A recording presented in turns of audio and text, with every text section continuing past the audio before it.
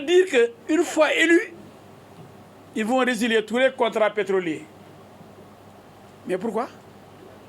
Parce qu'ils ont promis à d'autres pétroliers ces contrats-là. Toi que je me mette. Et à quelle fin? Recevoir des milliards pour battre campagne et devenir président et vendre le Sénégal. Soyons plus intelligents que cela. Il y a des gens qui ne sont mûs que par l'argent. Si ce ne sont pas 94 milliards, avec 12% de commission, pour obtenir 11 milliards pour aller en campagne en 2019, ce sont des terrains.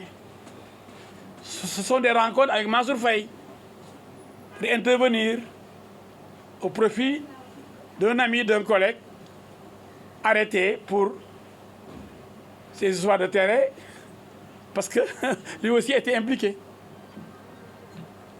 C'est un vendeur de terrain, un magouilleur de terrain, un escroc foncier. Attention, les escrocs politiques, ils existent. Et ils sont pires que les escrocs financiers qui viennent prendre votre argent, etc. C'est des gens dans ce cas mine. Ils vous parlent dans le système, alors qu'ils sont dans le système. Ce sont les vendeurs de terrain. Dans le système. Le 23 juin, ils étaient là dans le bureau. Qui me disait? Ici au bloc fiscal. Les Sénégalais sont descendus ici devant l'Assemblée nationale. Derrière leur député du peuple, à l'hémicycle. Où est-ce qu'il était? Dans le système. Il n'était pas absent du Sénégal. Les vrais, les syndicalistes, les Aruntines, la société civile, même les gosses là, les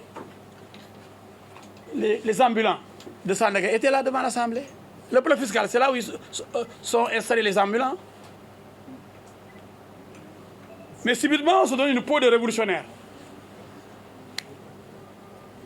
Quelle révolution il a menée? Non, arrêtons. L'homme aime l'argent. Le contrat entre lui et l'argent, oh, c'est extraordinaire. S'il avait la possibilité de diriger ce pays, il aurait vendu tout le pétrole, tout le Sénégal, et serait parti en Nouvelle-Zélande. Mais l'escroc et l'hypocrite, il dit, moi je suis bon, moi je suis anti-système, moi je suis honnête, alors que vous êtes malhonnête et vous êtes entouré d'une équipe de malhonnêtes. Une équipe de copains et de coquins, une équipe de la même profession presque, qui s'acharne sur les terrains des Sénégalais, comme si c'est cette corporation seulement qui devait avoir des terrains. Parce que c'est une corporation qui travaille sur les terrains. Ils créent un bureau politique formé de cette corporation. Parce que maintenant, il n'y a plus de terrain presque. Maintenant, c'est le pétrole. Ils ont vendu tous les terrains, volé tous les terrains du Sénégal. Maintenant, c'est le pétrole. Et comme le pétrole tarde à être concret, c'est l'appel international, la campagne internationale. Mais, donc nous disent, oui, Macky Sall a fait ça, c'est faux. Celui qui le dit ne dit pas la vérité. Vous avez vu une campagne internationale de Macky Sall, de Lamine Diop, de Ibrahim Ndiaye, de Abdoulaye Wade. Public, appel public. Même quand Macky dit qu'il a été financé, je ne sais pas, mais il n'a pas osé lancer quand même un appel, une campagne officielle, publique, internationale, pour violer la loi. Comparaison n'est pas raison. Et à l'époque, peut-être si le ministre de l'Intérieur le savait, il l'aurait rappelé à l'autre. Est-ce que le ministre le savait? Est-ce qu'il l'avait dit? Il l'a dit après. Peut-être. Mais je ne suis pas là pour défendre Macky Sall. Mais cette sorte de campagne publique, pernicieuse, dangereuse et illégale, surtout illégale. Mais comment voulez-vous qu'on vienne violer la loi? On vous avertit, vous dites, on s'en fout. Ah bon? Et avec ça, on veut diriger le pays. On s'en fout des lois de ce pays. On s'en fout des lois. Comme si c'est Antoine Diome qui avait inventé la loi. Qu'est-ce qu'Antoine Diome a fait? On l'insulte. On demande Mais quand même, c'est un magistrat qui connaît la loi. Mais ça, de taquet.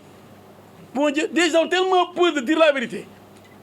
Concernant le garçon, même s'il devait vendre notre pays, personne n'ose élever la voix. Pourquoi? Parce qu'on vous insulte. Cette méthode-là, de lynchage, cette méthode fasciste de ce garçon-là, ça ne peut pas, moi, m'ébranler. Et je dois inviter tous les Sénégalais à faire face au monstre. Ça, c'est un monstre. C'est un monstre.